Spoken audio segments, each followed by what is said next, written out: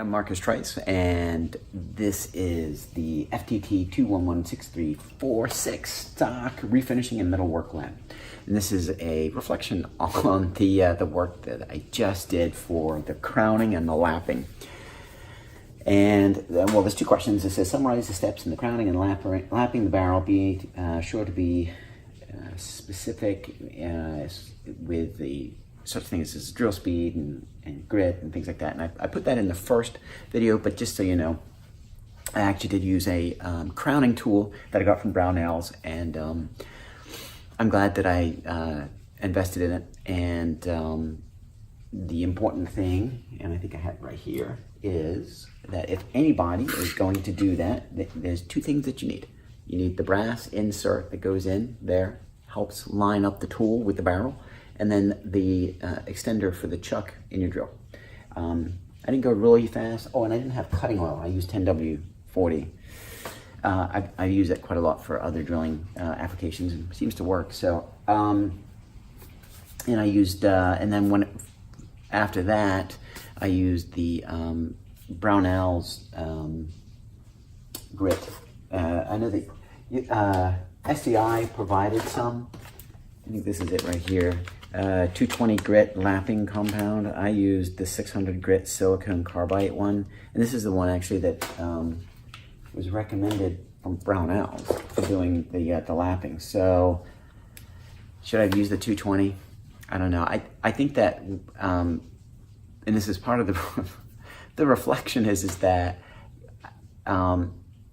crowning and lapping, I think that you could probably lap and maybe not crown, but you can crown and maybe not lap,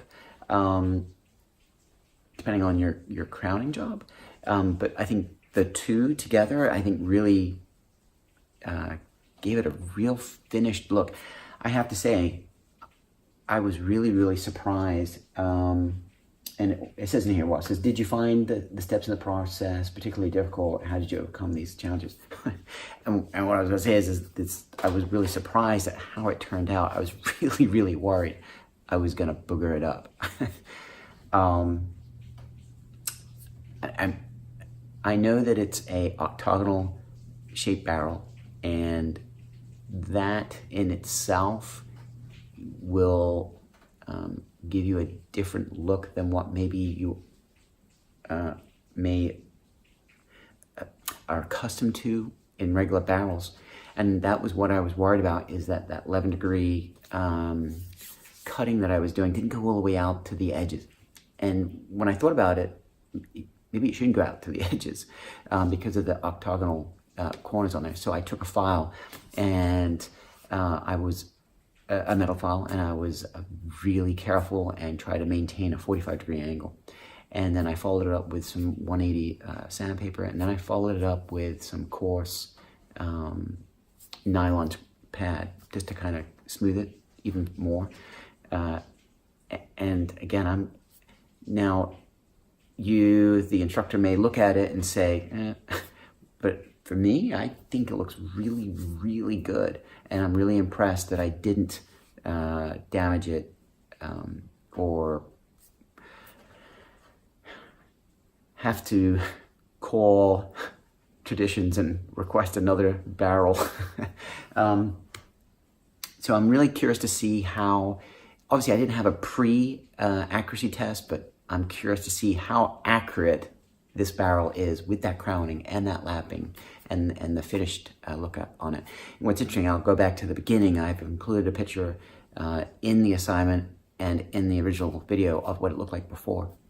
And when I looked at it before, I'm like, that's pretty straight and looks not bad. I mean, it doesn't look completely finished, but after I've crowned it and lapped it and then went around the edge, it's like night and day. So anyway, this has been a really encouraging and confidence building experience for me. So now I feel like I can potentially take on that crowning of other barrels, and I probably will practice, maybe get some barrels and practice crowning them. But anyway, thank you very much.